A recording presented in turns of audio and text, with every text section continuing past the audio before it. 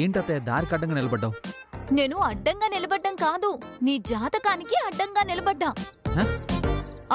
రాహు కేతువులు తప్పుకున్నారు, గురుడు ఉచ్చస్థితిలో ఉండి యోగిస్తున్నాడు. అలా ముందుకు వెళ్ళి కుడివైపుకి తిరిగావంటే నీ జాతకమే మారిపోతుంది. నన్ను నమ్ము. ఏం మాట్లాడుతున్నావు అత్తయ్య? కుడివైపుకి తిరిగితే మాత్రం జాతకాలు మారిపోతాయా? చూడు కౌస్తుభ్, కావాలంటే నువ్వు నన్ను అనుమానించు, అంతేకాని నా జ్యోతిష్యాన్ని మాత్రం అనుమానించొద్దు. నేను చెప్పింది అబద్ధం అనుకుంటే నువ్వు వెళ్ళి కుడివైపుకి తిరుగు. నీ మనసులో ఉన్న కోరిక తీరకపోతే అప్పుడు నన్ను అడుగు.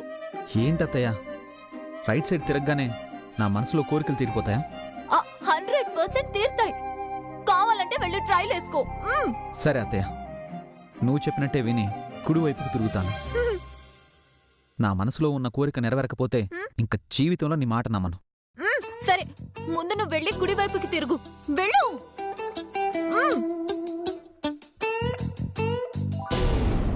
ఆ హేమ చనిపోయింది కాబట్టి ఆ బాధలో మాణిక్యం గుండాగి చస్తాడు.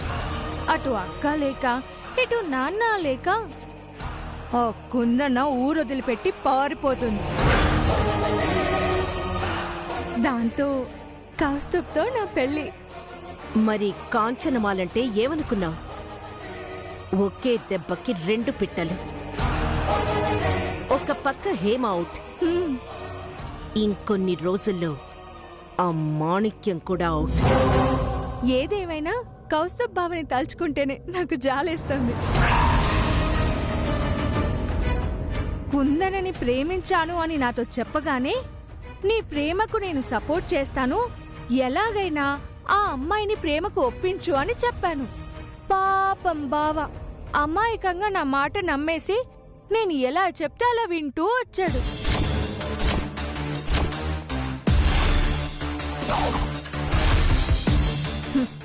అతని లవ్కి సపోర్ట్ చేస్తాను అని ఒక వైపు చెప్తూనే ఇంకో వైపు నా పెళ్లి వైపుగా అడుగులు వేయించాను. తాతయ్య ముందు కౌస్తుభ్ నన్ను గాఢంగా ప్రేమిస్తున్నట్టు, నన్ను తప్ప ఇంకో అమ్మాయిని పెళ్లి చేసుకోను అన్నట్టు నటించేలా చేశాను. దాంతో ఆ కుందనే దూరం అయిపోయింది. ఈ కనిష్క కౌస్తుభ్కి పెళ్ళాం అవుతుంది.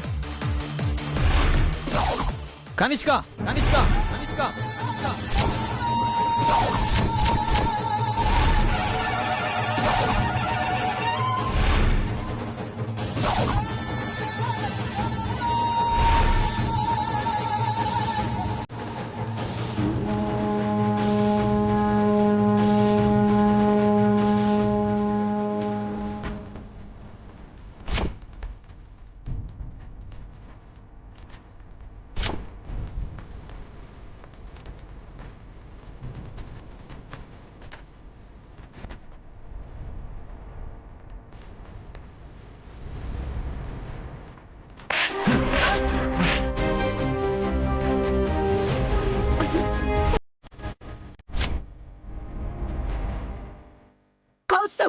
పెద్దమ్మా ప్లీజ్,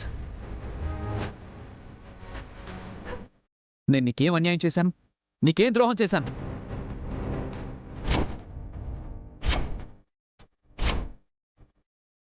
నిన్ను నమ్మి నా ప్రేమను అర్థం చేసుకుంటావని, నా మనసులో నా నిజాలని నీకు చెప్పుకుంటే నన్నే మోసం చేస్తావా? నన్ను ఎదవం చేసి ఆడించి నా ప్రేమకు ద్రోహం చేసి నాకు పెళ్ళం అయిపోదామని ట్రై చేస్తావా?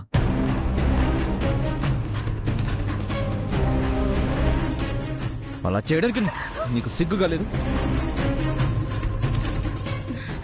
నాన్న కౌస్తుభ్, కనిష్క స్థానంలో ఉంటే ఎవరైనా అలానే ఆలోచిస్తారు, ఎవరైనా అలాగే చేస్తారు. తప్పు పెద్దమ్మా.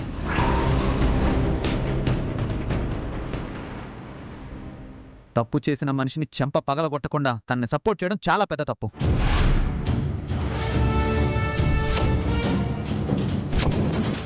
నన్ను మోసం చేసింది, నాకు ద్రోహం చేసిందని తెలిసిన మరుక్షణమే నువ్వే తన చెంప పగలగొట్టుంటే మా పెద్దమ్మ నా గురించి ఆలోచించిందని ఆనందపడుండేవాణ్ణి. కానీ నువ్వు తను నన్ను మోసం చేసిందని తెలిసినా తనకే సపోర్ట్ చేస్తున్నావు చూడు. అది నాకు నచ్చలేదు పెద్దమ్మ. నాకు ఇక్కడ ఎవరూ నచ్చడం లేదు.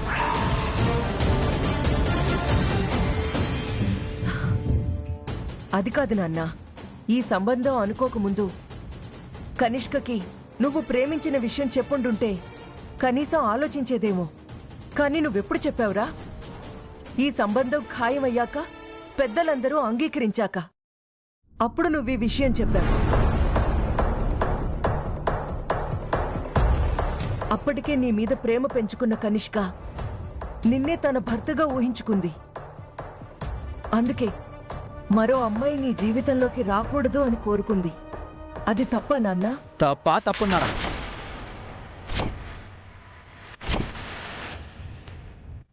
మీరందరూ తనకిలా సపోర్ట్ చేయబట్టే ఆఖరికి నన్ను కూడా మోసం చేయాలని చూస్తుంది. నేను ఇప్పుడు చెప్తున్నాను, నేను పెళ్ళంటూ చేసుకుంటే కుందనానే చేసుకుంటాను.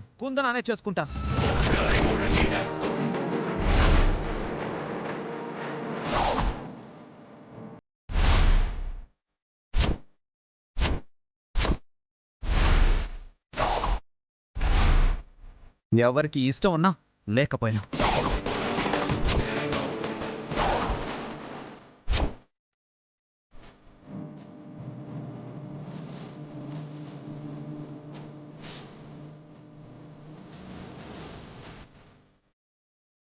అంత దూరం ఎందుకులే నాన్నా? నీ ప్రేమను మేం కాదంటేనే కదా. అక్కా, రత్నమాల,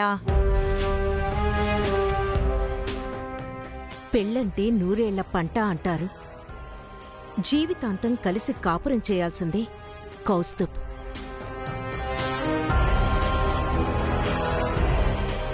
తనకే మన కనిష్క నచ్చినప్పుడు ఎలా ఇచ్చి పెళ్లి చేస్తాం?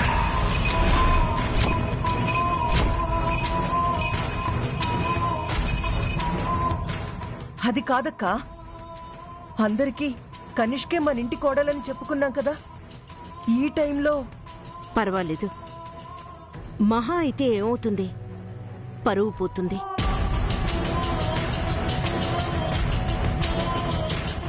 మన కౌస్తుభ్ సుఖ సంతోషాల కంటే పరువు ఎక్కువేం కాదుగా. అక్కా, నేను వాడి తల్లిని. ఏ అమ్మాయి ఇంటి కోడలైతే బావుంటుందో నిర్ణయించే హక్కు కూడా నాకు లేదా? నా మాట కాదు అని వాడిష్టం వచ్చినట్టు పెళ్లి చేసుకుంటే నా శవాన్ని కళ్ళ చూడాల్సి వస్తుంది. అమ్మా,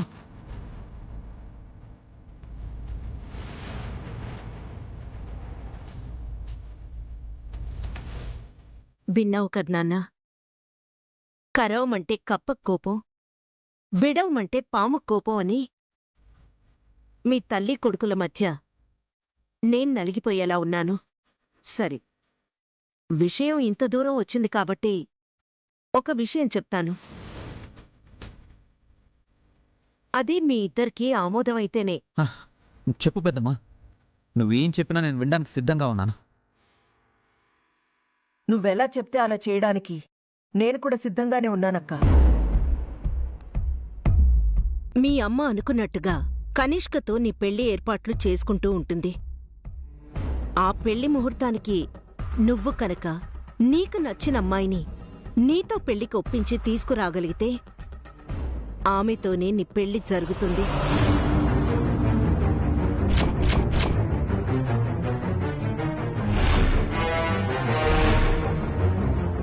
ఒకవేళ నువ్వు కనుక ఆ అమ్మాయిని ఒప్పించలేకపోయినా, ఆ అమ్మాయి నిన్నిష్టపడకపోయినా, మీ అమ్మ చెప్పినట్టుగా కనిష్క మెళ్ళో నువ్వు తాళి కట్టాలి.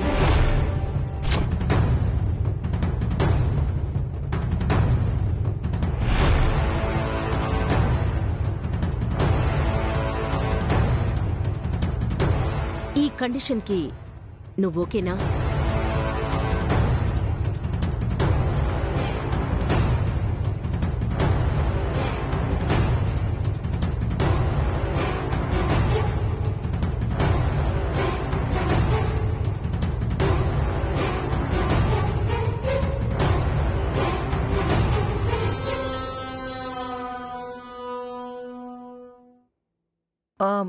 సరే అక్క, నీ మాట నేనెప్పుడైనా కాదన్నానా? నువ్వు చెప్పినట్టుగా కౌస్తుబ్ తన లవర్ని పెళ్లి కొప్పించినట్టయితే ఆ అమ్మాయితో కౌస్తుబ్ పెళ్లికి నాకెటువంటి అభ్యంతరం లేదు. పెళ్లి కొప్పించలేకపోతే కనిష్కతోనే వాడి పెళ్లి.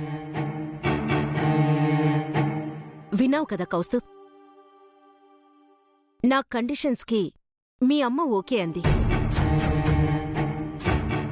ఇక చెప్పాల్సింది నువ్వే నాన్నా. సరే పెద్దమ్మా,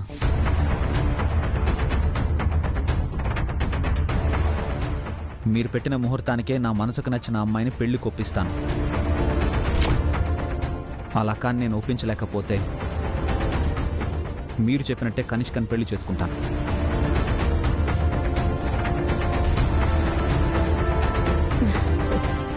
శభాష్, నేను పెట్టిన కండిషన్స్కి మీరిద్దరూ ఒప్పుకున్నారు కాబట్టి సరిగ్గా ఇంకో 15 రోజుల్లో నీ పెళ్లి.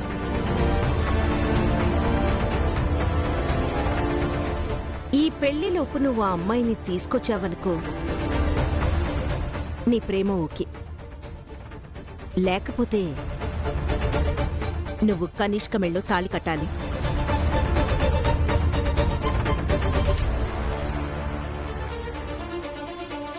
చూద్దాం ఆ దేవుడు ఏం డిసైడ్ చేస్తాడు.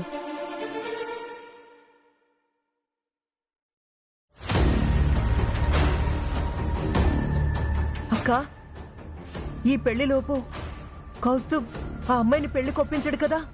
రత్న, కౌస్తుబ్ స్వర్ణ ప్యాలెస్ అధినేత మనవడు అని తెలిసిన మరుక్షణమే ఆ కుందన చీకొడుతుంది. నువ్వు నా శత్రువు ఇంటి కొడుకువి, నన్ను పెళ్లి చేసుకునే అర్హత నీకు లేదు అని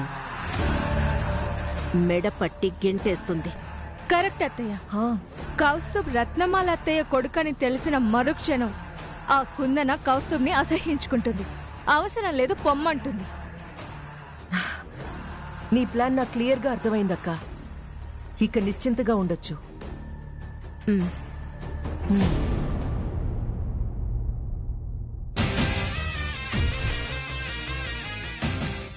कौन है?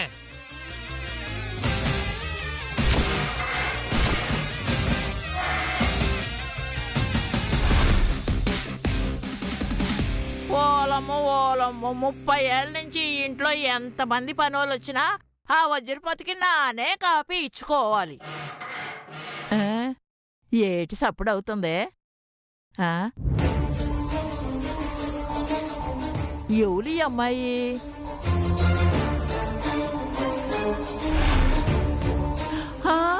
వాళ్ళమ్మ వరలక్ష్మి, మా మాణికి తమ్ముడు చెల్లెలు.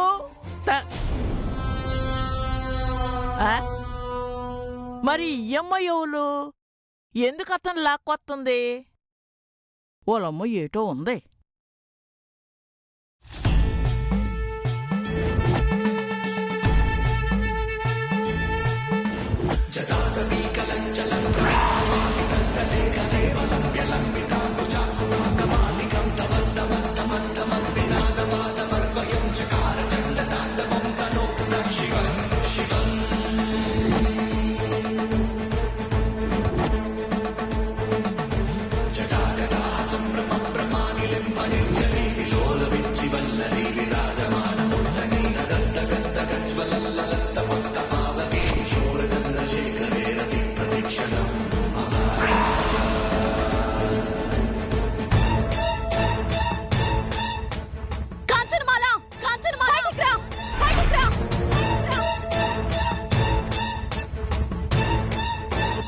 ఎవరండి మీరు?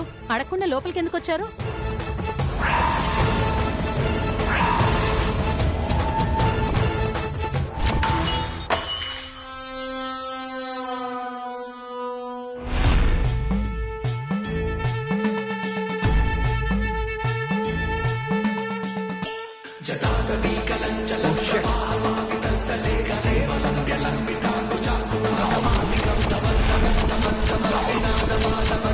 చకార చండ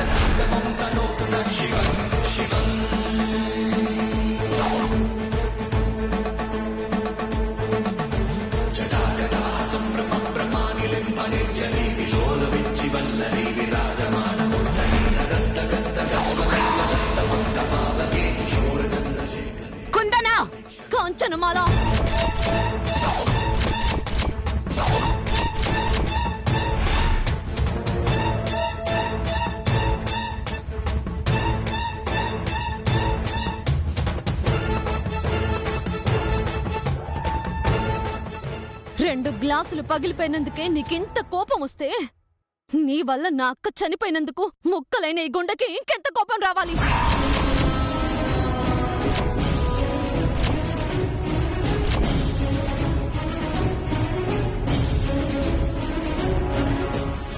మీ అక్క చనిపోయింది మీ చేతకానితనం వల్ల, మీ అసమర్థత వల్ల, మీరు చేసిన మోసం వల్ల. వెళ్ళి మీ నాన్నని అడుగు. మీ అక్క ఎందుకు చనిపోయిందో చెప్తాడు.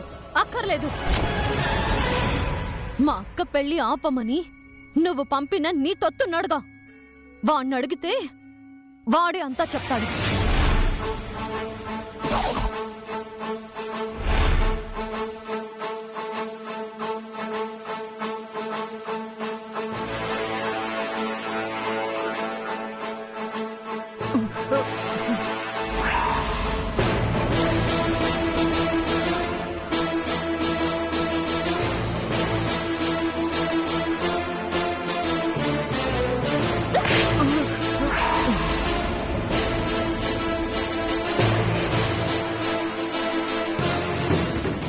మా అక్క ఎవరి వల్ల చనిపోయిందో చెప్పరా? చెప్పు చెప్పు.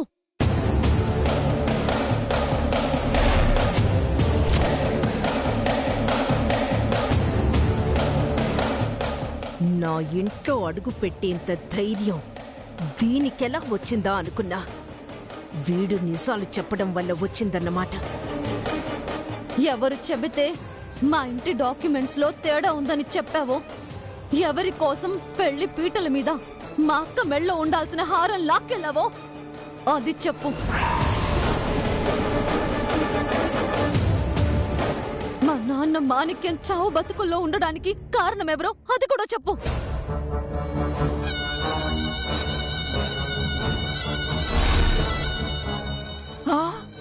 మా తమ్ముడు మాణిక్యం కూతురా ఈ అమ్మాయి? అది అది ఓహో, నువ్వెంతైనా ఈవిడ తొత్తువి కదా. ఈమె చిట్టికేస్తే తప్ప నువ్వు మాట్లాడవన్నమాట. కాంచనమాల, నువ్వు పంపిన నీ తొత్తుతోనే నిజం చెప్పించమంటావా, లేక నువ్వే నోరు విప్పుతావా? ఏయ్, ఎక్కడికొచ్చి ఏం మాట్లాడుతున్నావు? స్పృహుండే మాట్లాడుతున్నావా? నాకు బాగా తెలుసు. నా ముందు నించుంది మంచి మానవత్వం లేని ఒక మనిషి.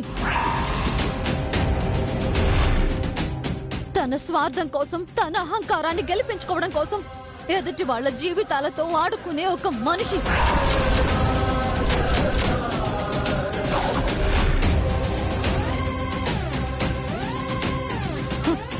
అయినా మేం నీకు ఏం అన్యాయం, ద్రోహం చేశామని మా జీవితాలతో నువ్వు ఇలా ఆడుకుంటున్నావు?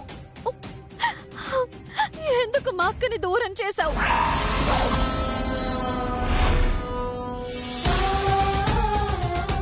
తెచ్చివు, మా అక్కని నాకు తెచ్చివు.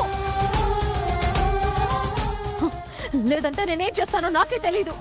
తెచ్చివు, మా అక్క నాకు తెచ్చివు. నీ అక్క చావు కారణం ఆ రంగమ్మ, మీ నాన్న.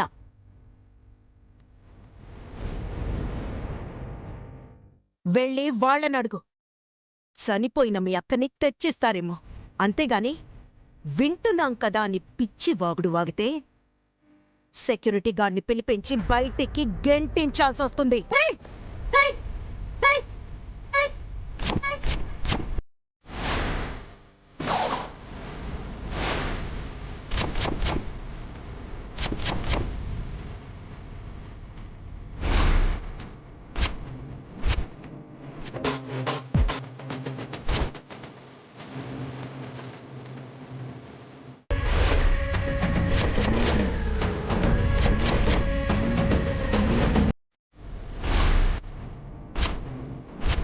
అక్కని పోగొట్టుకున్నది నేను, నీ వల్ల నష్టపోయింది నేను.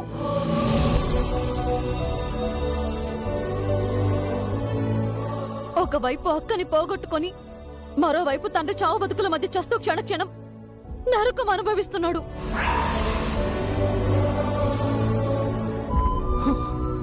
ఇప్పుడు చెప్తున్నా, నా తండ్రి మృత్యువుతో పోరాడుతున్నాడు. నీ అదృష్టం బావుండి ఆయన ప్రాణాలతో తిరిగి వచ్చాడో సరే, లేదంటే ఈ ఇంట్లో ఏ ఒక్కరిని వదిలిపెట్టను.